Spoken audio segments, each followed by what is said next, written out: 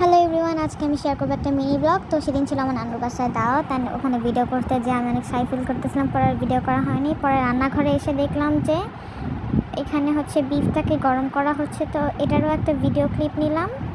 এরপর আমি দেখাবো কি কি মেনু ছিল।